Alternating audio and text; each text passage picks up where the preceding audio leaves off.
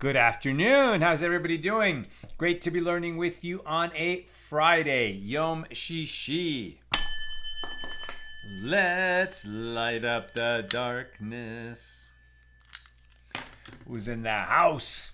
Yehuda in South Carolina. Paul in the Great Northwest. Sharon. Shabbat. Just Shabbat. I'm guessing you meant Shabbat Shalom. Great to see you, Sharon. Guy in Ohio. Paul, Shabbat Shalom. Joe in the Inland Empire. Bill in mid-Missouri. Hoping everyone has a good Shabbos. Renee in Indiana. Ella's in the house. Aoife in Florida. We have a colorful page ahead of us. Let's do this. Our daf today is page Sadi Aleph, page 91, here in Tractate Bava Metzia, the 22nd volume of the Talmud. We're picking this up near the bottom of page 90b. We are continuing our discussion of Mishna number 2 in chapter 7. And with God's help, we'll complete that, open and finish Mishna number 3, and open Mishna number 4. Open and complete Mishna number 4. Let's do it. Near the bottom of 90b, the sages taught with regard to one who muzzles a cow that someone else is using for threshing, and similarly, one who plows with animals of diverse kinds together, for example, an ox and a donkey on the same plow, he is exempt. Why is he exempt? Right? Because you can't muzzle an ox while it's threshing, meaning that you are having this animal thresh for you, and you do that while the animal is muzzled. So it's the one who is threshing, using the animal to thresh, that would violate this prohibition if the animal is muzzled. But if some wacky guy, sees somebody is threshing and, just walks up out of nowhere and for no reason muzzles that animal while it's on the threshing floor, it's no benefit to him, but he's just inserting himself in that procedure. Okay, so he is an idiot, and we don't understand why he's doing this, and it's harsh on the animal, but he's not actually violating this particular law of don't muzzle your ox while it's threshing.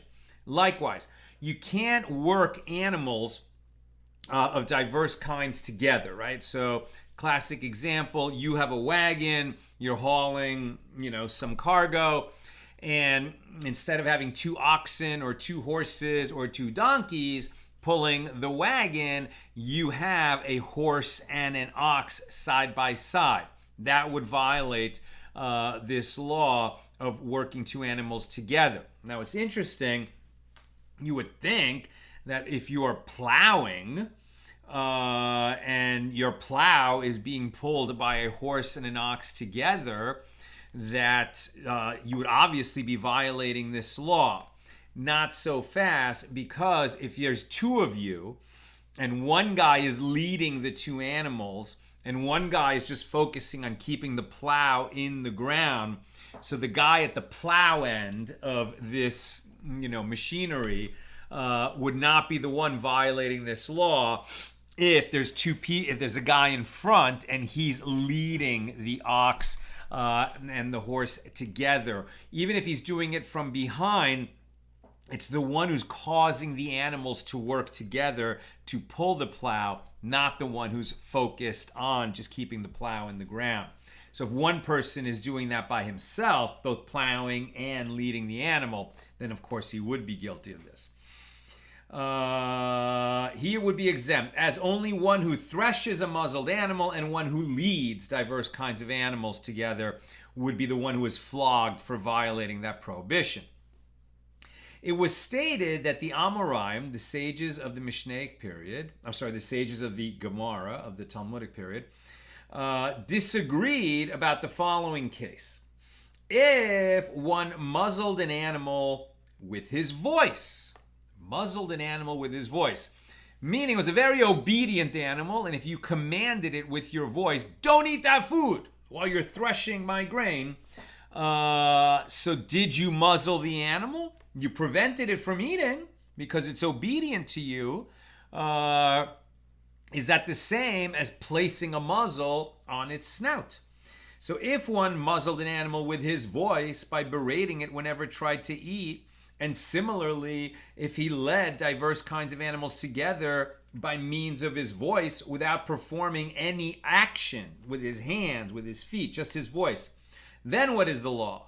So Rabbi Yochanan says he is liable. Reish Lakish says he is exempt. And the Gemara explains. Rabbi Yochanan says he is liable as he maintains that the twisting of one's mouth to speak is an action. When you speak with your lips, right? Your throat is working, your lips are working, your tongue is working. So there are body parts working to produce the speech. So Rabbi Yochanan considers that speaking is an action. But of course, normally we think, words, sticks and stones may break my bones, but words will never hurt me. We usually distinguish between words and action, and so does Reish Lakish. Reish Lakish says he's exempt because a mere voice is not considered an action.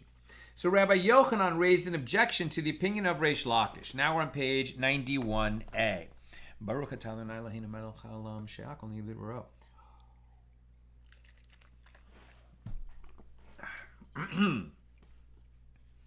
It is taught at the beginning of Tractate Temurah, which is about substituting one consecrated animal for another. We just had that law in this week's Parsha. It is taught at the beginning of Tractate Temurah that the Torah prohibits the substitution of a non-consecrated animal for a consecrated one, right? So once you consecrate an animal, when the temple is standing, you're going to bring it as an offering. You designate that this particular sheep will be brought as an offering. So now that sheep is consecrated. You can't use it for your own stuff. It can only be used to be brought as an offering, or if it develops a blemish, then there's other things that you're going to do with it.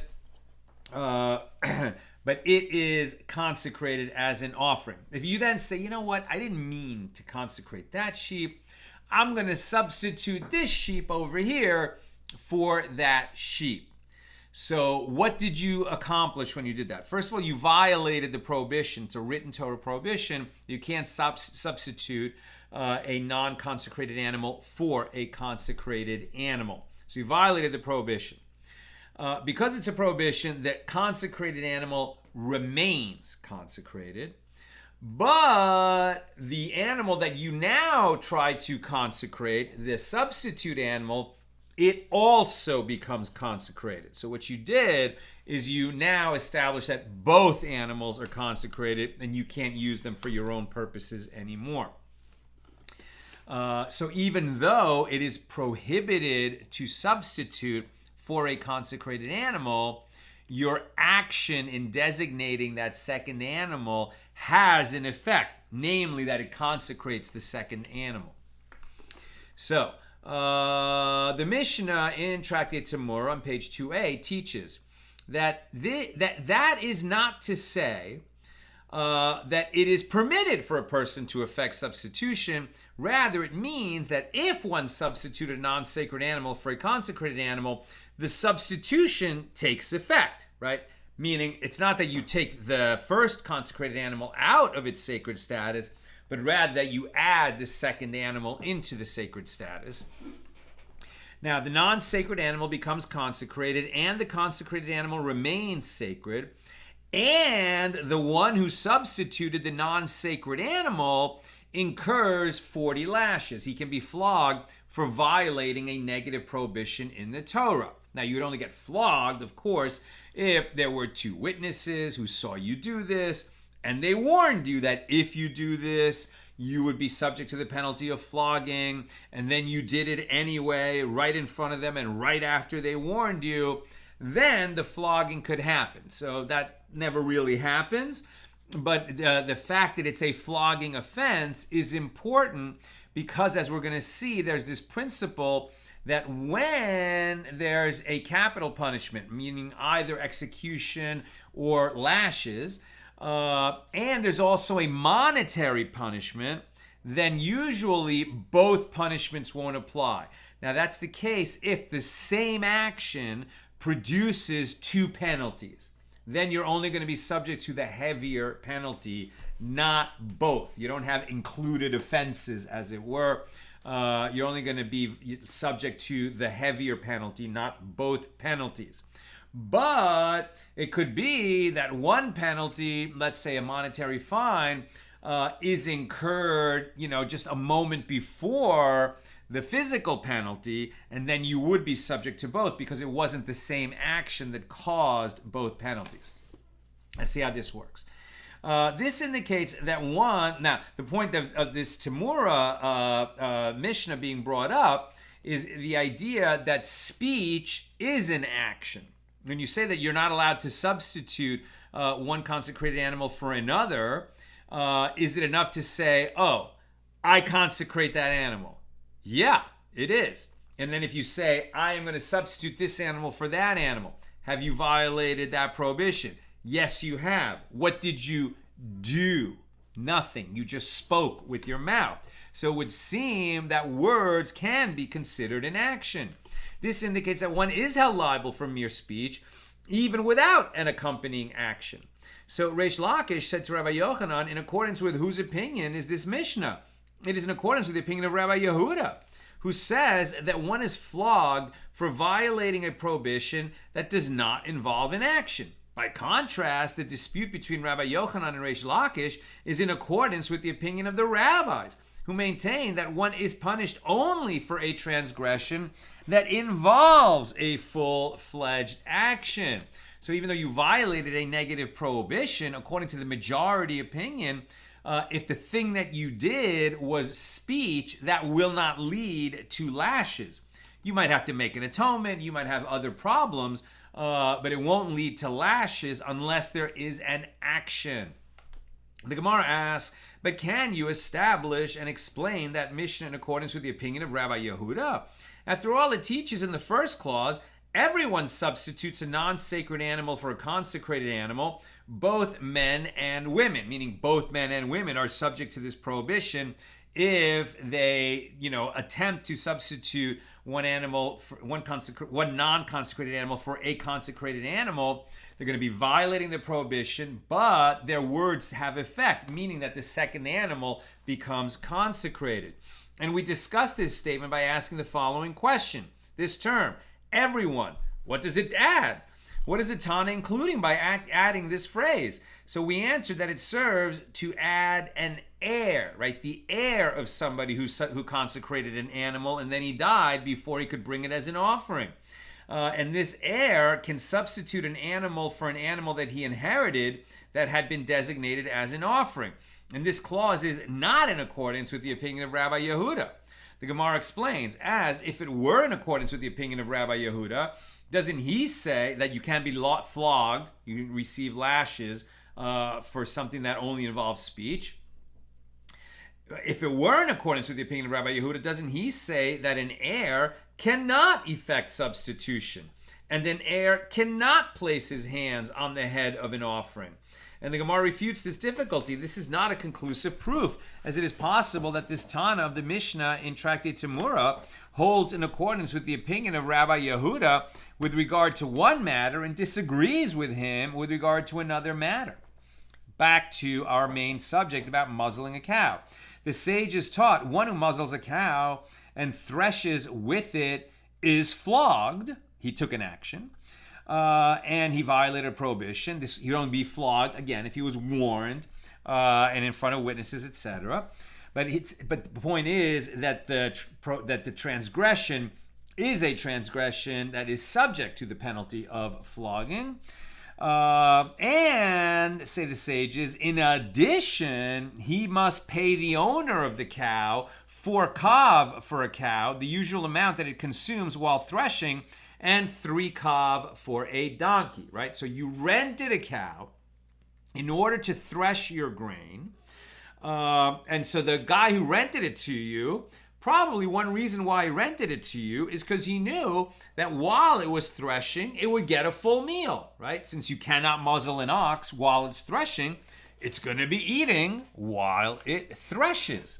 So that was part of the inducement of the renter to rent you the cow. Now, this guy who rents the cow muzzles it. So, he violates the prohibition, don't muzzle an ox while it is threshing, and he owes money to the owner of the cow because the cow didn't get to eat while it was doing the work as the renter expected that it would. So the question is, since I told you before that we have a principle that you don't get flogged and fined for the same action, is this possible? That he's going to owe the amount of food that the cow would have eaten to the cow's owner and be flogged, assuming all the witnesses were there, etc., for muzzling the cow while it was threshing? Right, so the sages taught one who muzzles a cow and threshes with it is flogged, and in addition, he must pay the owner of the cow the amount that it would have eaten while it was threshing. So the Gemara asks, but isn't there a principle that an offender is not flogged and also punished by death, and likewise he is not flogged and also rendered liable to pay a fine? So one who transgresses a prohibition is liable to receive only one punishment for a single offense. Abaye said, in accordance with whose opinion is this ruling? It is that of Rabbi Meir, who says in general that one can be flogged and be held liable to pay for the same action. Rava said there is a difference between the transgression itself, which is between the offender and God, muzzling an ox while it's threshing, for which he is liable to be flogged, and the loss that he caused the owner of the cow, for which he must pay restitution. So it was the same action, muzzling the animal while it was threshing, but his obligations are different, right? He has an obligation to the owner that it eats while it's threshing, and he has an obligation to God, and to the animal, which is God's creature, not to muzzle it while it's threshing, because that's considered cruel. So even though it was the same action, it sort of violated two different relationships. Now, the Torah prohibits one from bringing as an offering an animal given as the payment to a prostitute for services rendered. That's a specific law in Deuteronomy 23:19, right? That if you use a sheep to pay a prostitute for her services, she can't turn around and bring that sheep as an offering in the temple because it was used to hire a prostitute. And this prohibition applies even if the man engaged in intercourse with his own mother, which is a capital offense, okay? Very sick set of circumstances, but you'll see why we're going there, right? So, okay, this guy, his mom is a prostitute, and he pays her with a sheep. Okay, so he violated, and then they try to bring that sheep as an offering, let's say. So that's one thing that's very bad. But obviously, the bigger thing is incest, right? So if two people commit incest, and there are witnesses, and they are warned, and they do it anyway right after they receive the warning, so that's subject to the death penalty. So you would say that, well, since he's subject to the death penalty for sleeping with his mother, then any other penalty that would accrue, because perhaps he paid her with a sheep, and then they tried to bring that sheep as an offering, are we going to deal with that, or is it, since there's already a death penalty, we only deal with that?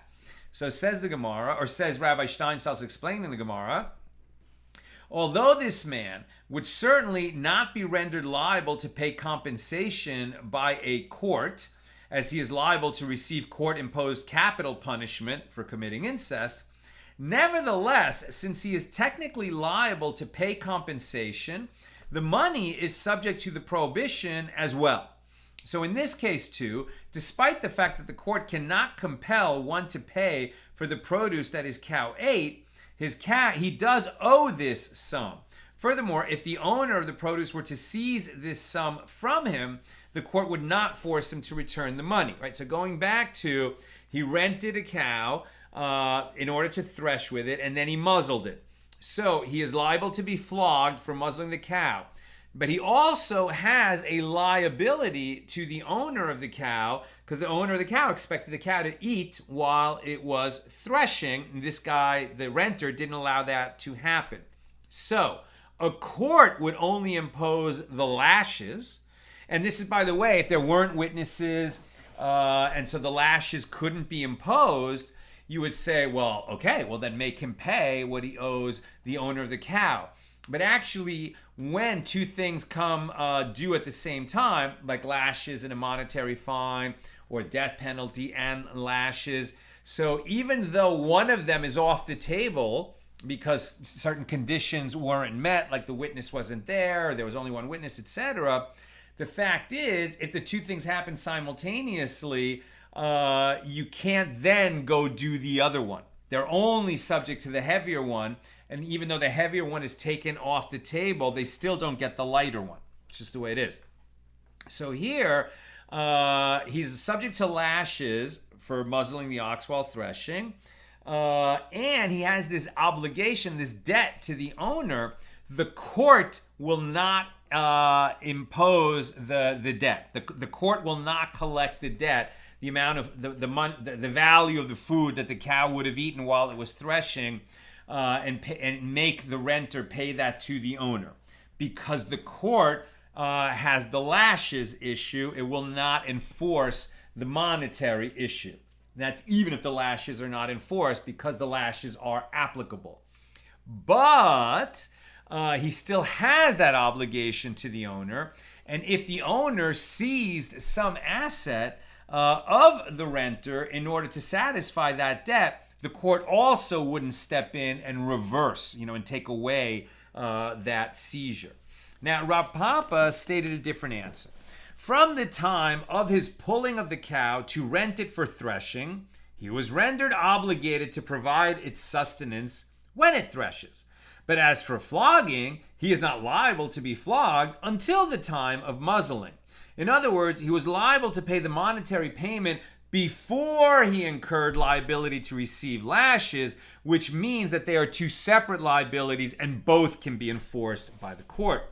In relation to the above discussion, Rav Papa said, these matters stated below were raised as a dilemma to me by the members of the house of Rav Papa bar Abba. And I resolved these matters for them by saying that there is a prohibition in both cases. One of my decisions was in accordance with the halacha, with the law, and the other was not in accordance with the halacha. So that's interesting. He rendered a decision. He stands by his decision, even though it's not in accordance with the halacha. So let's see what's going on. Halacha, Jewish law, as it was finally deemed to be. So they first raised this dilemma before me, says Rav Papa. What is the law with regard to the possibility of kneading dough with milk? right? So can you make milk one of the ingredients in dough that's going to be baked into bread? I know Nina is already saying, no, you cannot do that. And she knows why, right? And this is the same reason that any kind of bread that has dairy in it, and often it's not, so much milk that they mix into the dough that's going to become bread, but sometimes it could be butter, or sometimes it could be whey, or something like that, right? So if you do that, certainly if you're making challah, that challah is not kosher, right? It is not kosher, it is not kosher, it is not kosher. A buttery croissant, maybe could be rendered kosher if it's going to be limited to where it's only going to be served in a dairy restaurant. And now you see what the problem is. But when we're talking about bread, actual bread, bread can never have any dairy mixed into it, because you might come to combine it with your burger, or you might come to dip it in your gravy, and then you would be mixing milk and meat together, right? So that's why dairy can never be part of challah or any other bread if it's going to be kosher. All right, so Rav Papa said, what is the law with regard to the possibility of kneading dough with milk? And I resolved it for them by saying that there is a prohibition in accordance with the halacha. As it is taught in the Baraisa, one may not knead dough with milk, lest one eat this bread with meat. And if he kneaded dough in this manner, kneaded, K-N-E-A-D-E-D, kneaded the dough in this manner, then the entire loaf is forbidden, because he will become accustomed to sin. Similarly, one may not smear over an oven with the fat of an animal's tail. And if he did smear the oven in this manner, the entire loaf baked in that oven is forbidden, right? Neither can the bread have any kind of meat product in it, lest you come to eat that bread with a dairy product later. You can butter your toast, right? You just can't bake butter or any dairy product into the bread. So for the same reason, you can't bake a meat product into your bread, because you might butter it later, right? Same idea. And so if you make your oven a meat oven, right, where there's fat like around the sides of that oven, and you bake bread in it, that could be a problem, right? That you could see the problem. This is where like he's actually smeared the oven with fat. Now you can undo that. So bread that you make in such an oven you're going to be penalized. You can't eat it at all, not with meat, not with butter, not with anything, and you can't eat any of the bread baked in such an oven until he heats the oven without bread for long enough to burn off that fat that's around the sides of the oven. And the other question they asked me, says Rav Papa, was as follows. What is the law with regard to bringing a male animal and a female animal of a different species together into a single pen? Is there a concern that they might mate, which would violate the prohibition against cross-breeding animals? Okay, so you can't, under Jewish law, you can't mate a donkey and a horse. You can't mate a lion and a tiger. I know these creatures exist, but you can't crossbreed them, right? Judaism is all about keeping distinctions, right? Keeping things distinct from each other. So you can't plow with diverse kinds together. You can't plant diverse kinds in a vineyard. You can't plant your wheat in the middle of your vineyard. And you can't crossbreed animals of different species. So what Rav Papa was asked is, okay, well, can you put a donkey and a horse in the same pen? Right? Now, they might do the deed in that pen. You didn't make them do it. You facilitated this occurrence by allowing them to be in the same pen. But what action did you take to crossbreed the animals? You allowed them to stand in the same pen. are you guilty of violating the prohibition on crossbreeding animals if you allowed a horse and a donkey to occupy the same corral together? That's the question. And says Rav Papa, and I resolved it for them by saying that there is a prohibition, but this was not in accordance with the halacha. Right? So his instinct told him, no, you shouldn't do that because you're creating the conditions where they might do that. But he's saying, but actually, halachically, you haven't violated that prohibition by simply allowing them to be in the same pen, because you didn't really take an action. As Shmuel says, with regard to adulterers, the witnesses must observe from, in other words, people committing adultery, if they're going to be subject to the death penalty, there have to be witnesses, right, who warn them, don't commit adultery, and then they do it anyway, right after receiving the warning. So then they would be liable to the death penalty. So what does it mean? If you say that the witnesses have to see the adultery, what do the witnesses have to see? Do they have to see the man who's committing adultery with the woman insert himself in? Do the witnesses have to see the whole thing or not?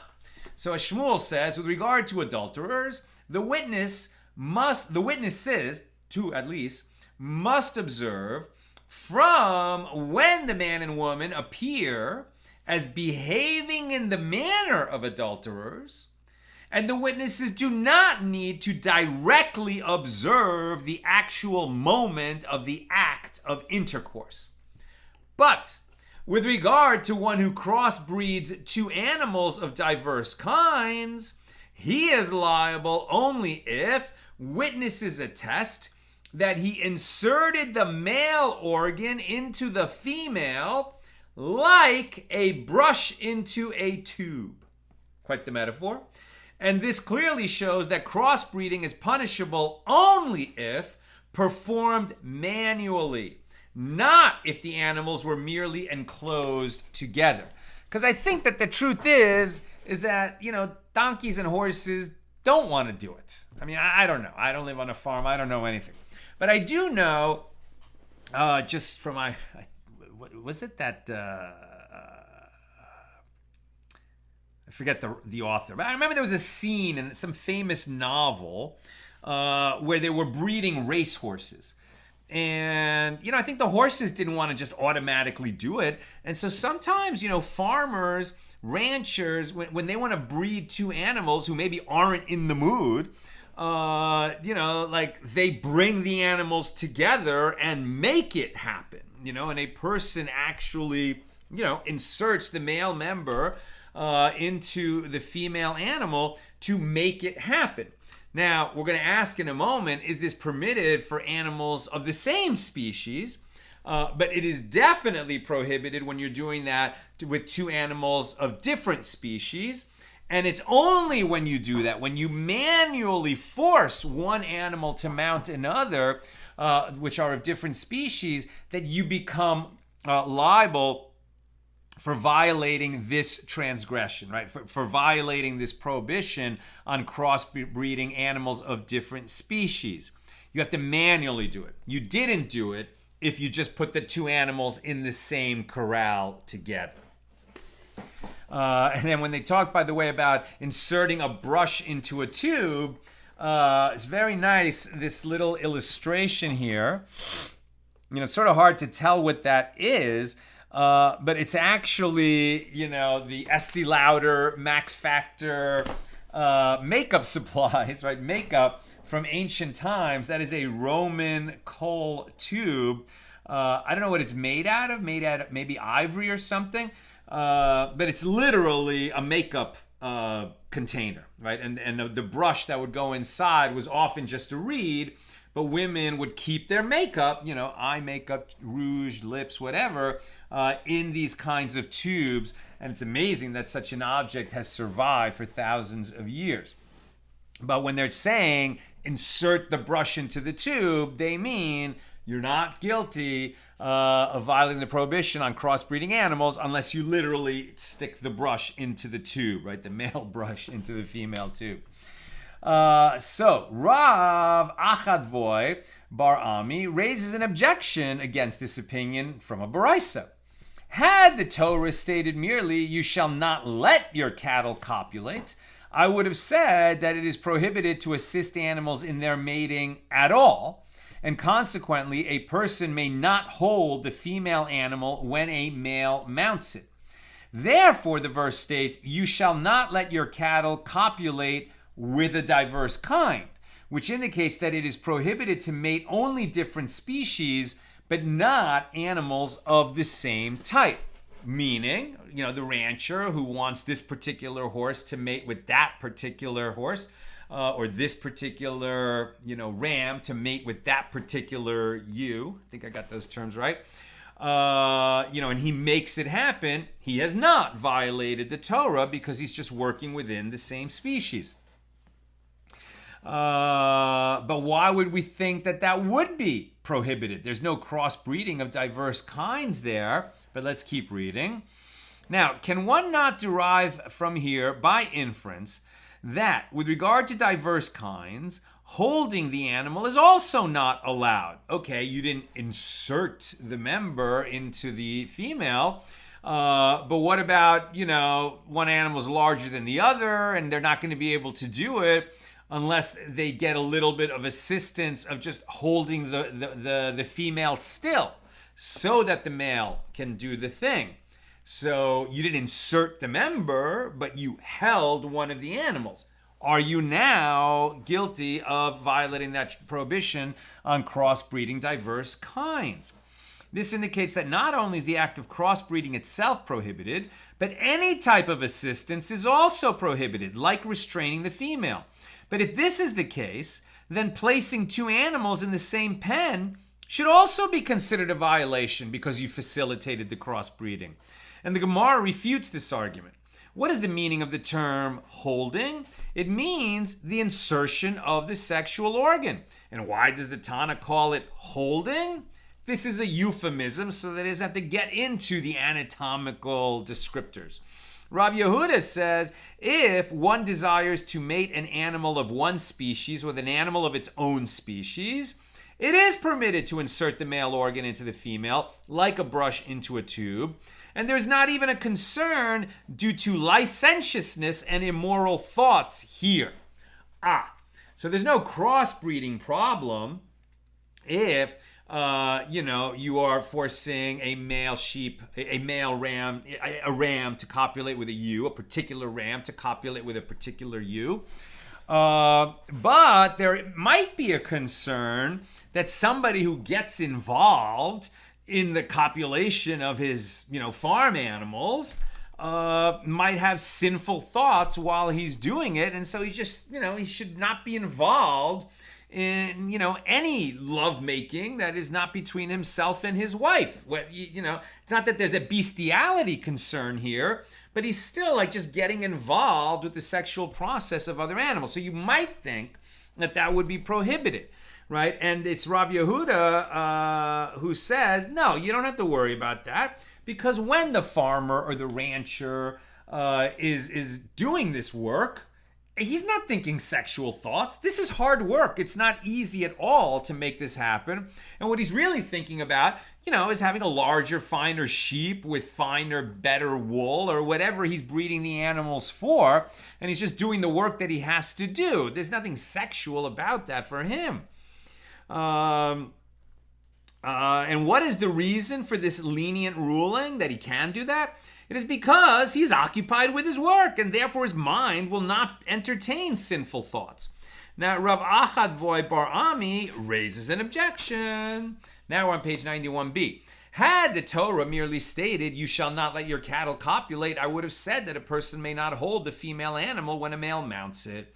Therefore, the verse states, with a diverse kind. And this shows that it is a crossbreed of diverse kinds that is prohibited, from which it may be inferred that mating an animal of one species with an animal of its own species is permitted.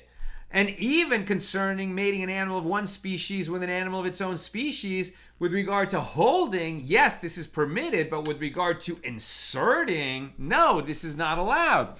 The fact that the Tana specifies the act of holding indicates that inserting is prohibited even in the case of two animals of the same species. But the Gemara rejects this claim.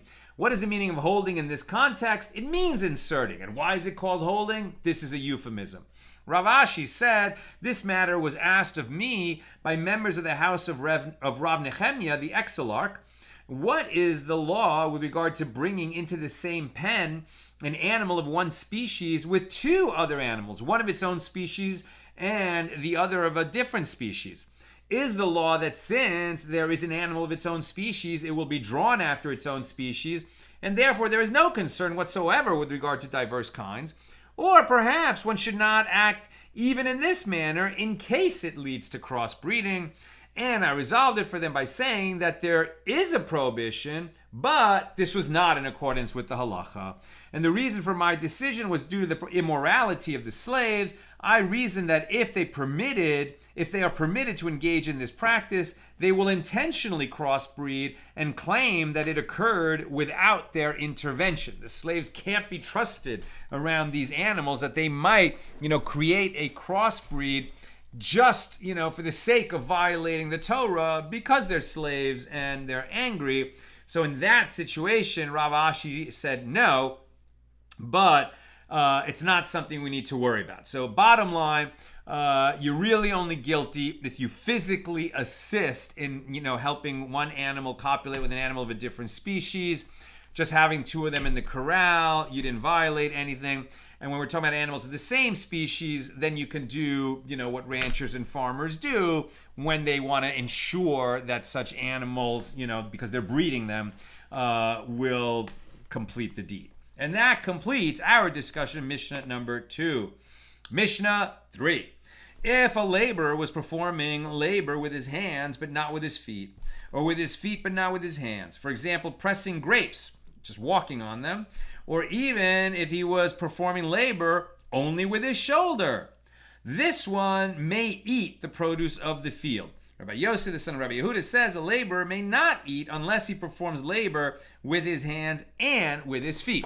So we've said over and over, a laborer can't eat the produce that he's harvesting while he's harvesting it. And now they're defining, well, what does it mean that he's harvesting it? Is it enough? Does it mean that he's literally picking plants, fruit off trees, or with a sickle, cutting down stalks of grain? What if he's part of the harvesting process, but he's not literally doing that with his hands? Then is he still allowed to eat? Seems like yes. And we'll see some limitations. Now the Gemara. The Gemara asks, what is the reason for the ruling of the rabbi stated in the first clause of the Mishnah?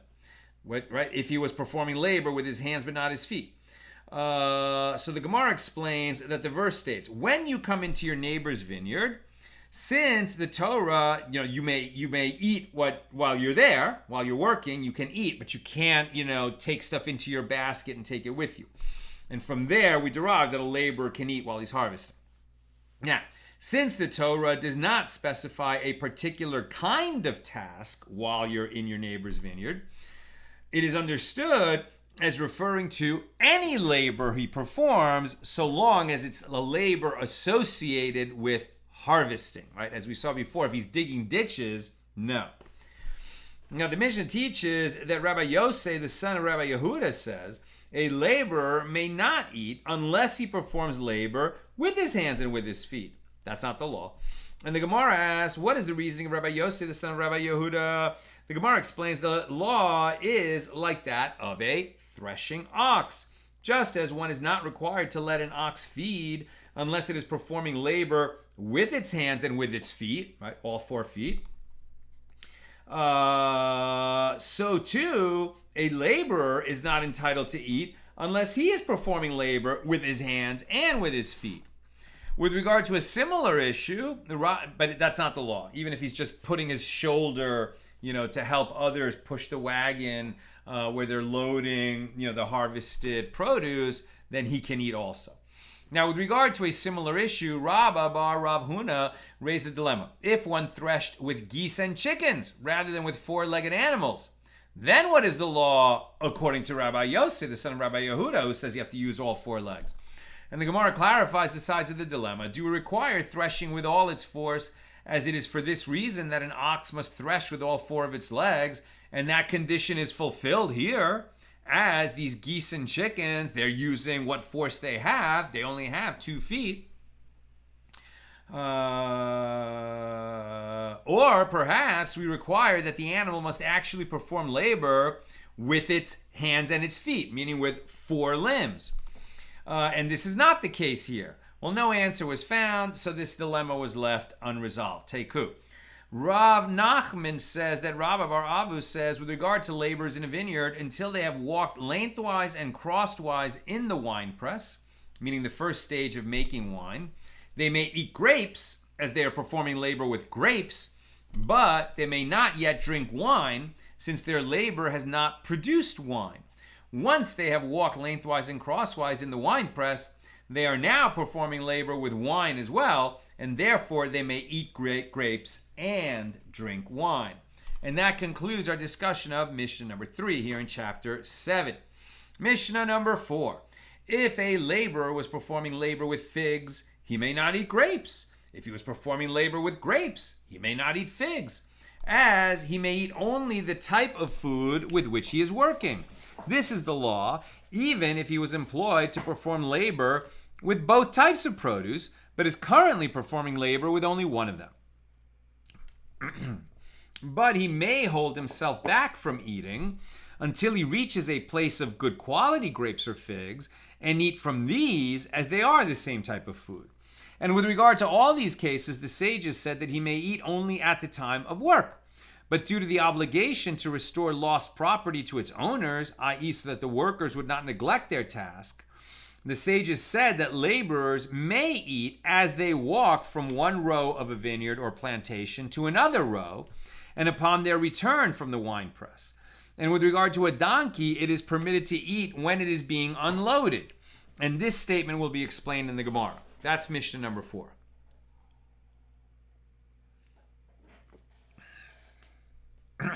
Gemara. A dilemma was raised before the sages with regard to the ruling of the Mishnah. If a laborer was performing labor on his vine, what is the law concerning the possibility that he may eat from another vine? Do we say he's in a vineyard, he can eat grapes from any part of the vineyard while he's harvesting? Or do we say he can eat grapes while he's picking them, but he can't leave his work where he's supposed to be picking and go eat grapes, on the other side of the vineyard because those are better tasting grapes, because he's neglecting his work, right? From another vine. Do we require only that the food must be from the type that you are placing into the homeowner's vessels, and this condition is fulfilled here? Or perhaps we require that it must be from that very food which you are placing into the homeowner's vessels, and this is not the case here. And if you say that one who is performing labor on this vine may not eat from another vine, then a further question arises. With regard to an ox performing labor with produce that is attached to the ground, how can one enable it to eat? The ox is tied to the front of the wagon, while the laborers are working on a vine adjacent to the wagon. Consequently, it is impossible for the ox to eat from the vine on which the labor is being performed, right? They're walking along the wagon, putting stuff into the wagon. The ox at the front of the wagon further up, and he would not be eating from the same vines that the people are harvesting from.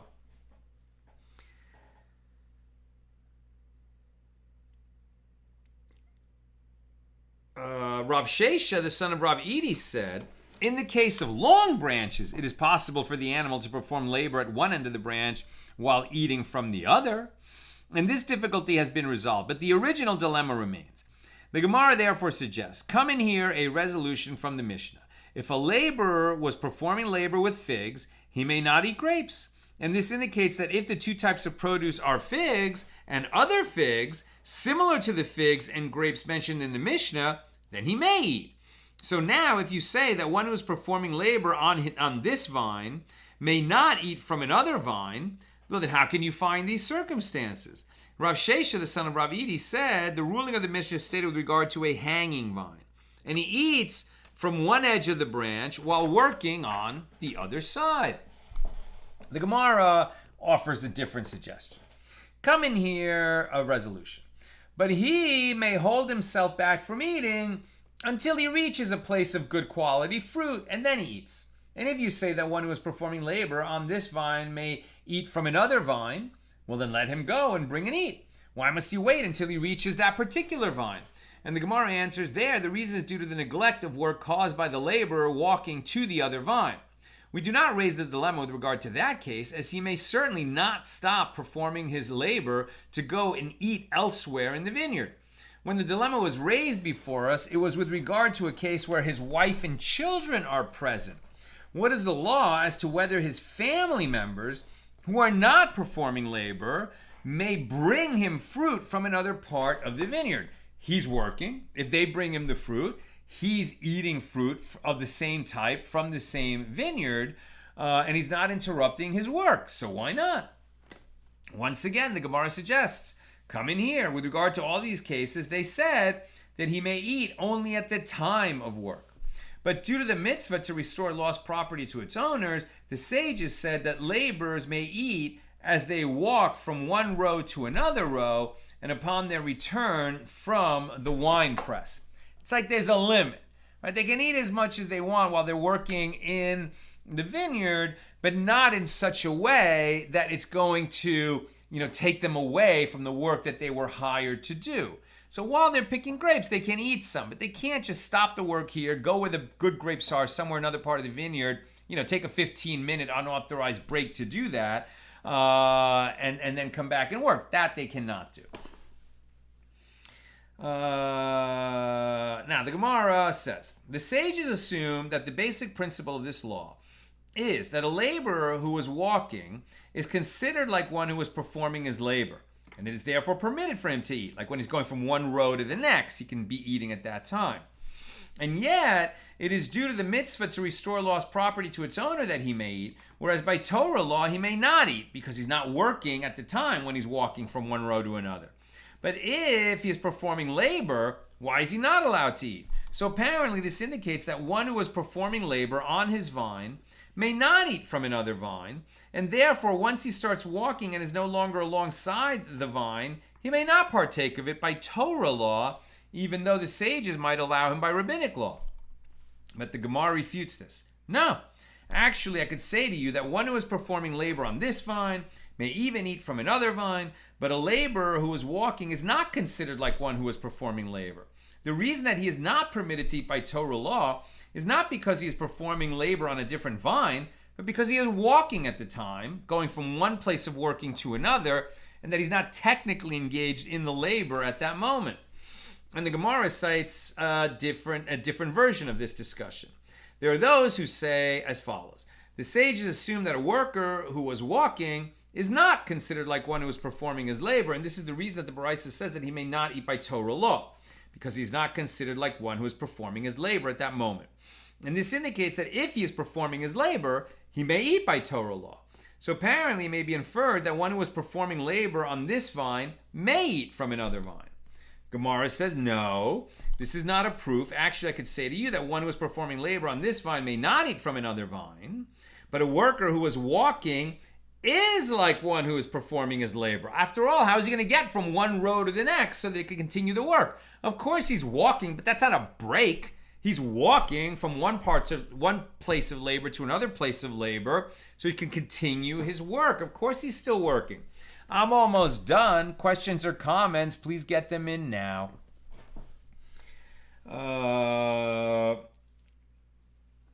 Is considered like one who is performing labor. Yet, since one who is performing labor on this vine may not eat from another vine, he would not be entitled to eat while walking if not for the decree of the sages. And the Mishna teaches, and with this we'll finish Mishnah number 4, and with regard to a donkey, it is permitted to eat when it is being unloaded. And the Gemara is puzzled by this statement. From where can it eat when it is being unloaded? Since the load is being removed from the animal at that time, how can the donkey eat from it? Rather, you should say it may eat until it is unloaded. A donkey that's carrying produce on its back, if he can turn his neck that far, can eat from the produce that it is carrying for the same reasons we've been talking about. As long as it is bearing its load, the donkey may eat from the food on its back. And the Gemara comments, and we learn in the Mishna that which the sages taught explicitly in a Baraisa. A donkey and a camel may eat from the load on their backs, provided that the owner of the animal does not take some of the food in his hand and feed them. And that concludes our discussion of Mishnah number 4. So with God's help, we'll be together again tomorrow night when Shabbos ends. It's just so late this time of year, but I'll try to get on as quickly as I can. I think last week was like 9:40. Aim for that too. Sharon has 2 comments. Does the second animal become consecrated if there are not 2 witnesses as well?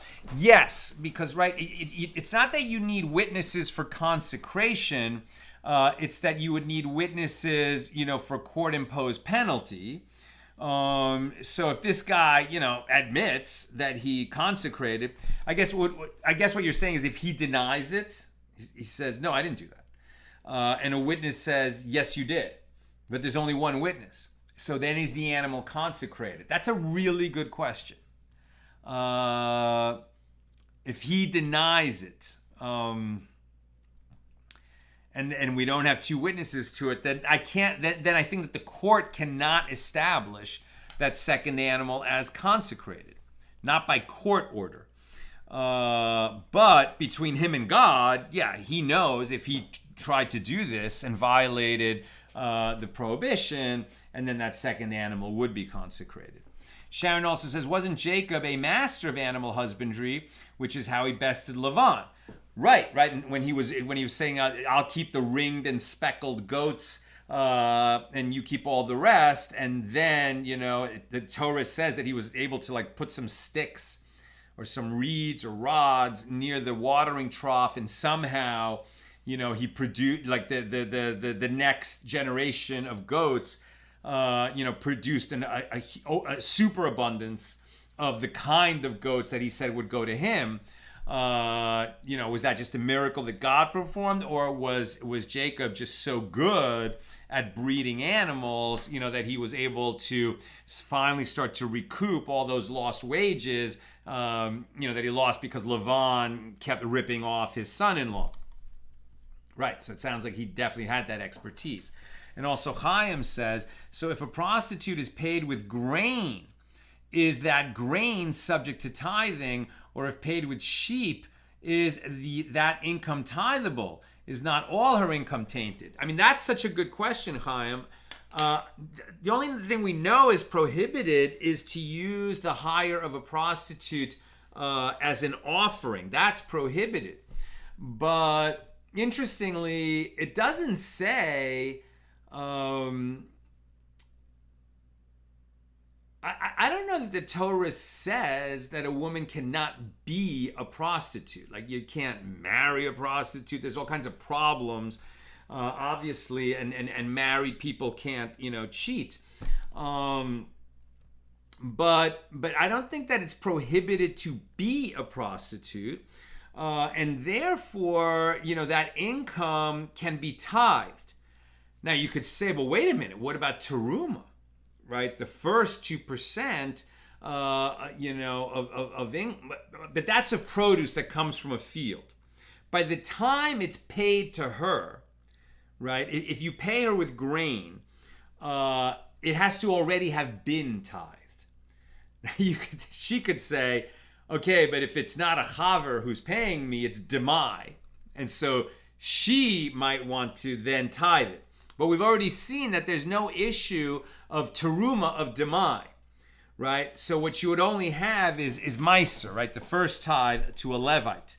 And that doesn't have to be eaten in a state of purity. So I don't really have an answer to your question. I'm just kind of tossing up related issues. But generally speaking, I think it would have been tithed already once it goes to her. And anyway, tithing is not the same as even when you're talking about teruma, still teruma and tithing is not the same as consecrating an animal to be brought as an offering. And it's that kind of consecration that is prohibited if the animal was used to hire a prostitute. And I don't know, and we just haven't seen it yet, and I don't know offhand if grain that was used to hire a prostitute and that was previously untithed, can it be tithed afterward? I don't know, but good question. That's what I've got for us today. With God's help, we'll be together again tomorrow night, Saturday night, late as it is, for page 92 here in Tractate Bava Metzia. All the best.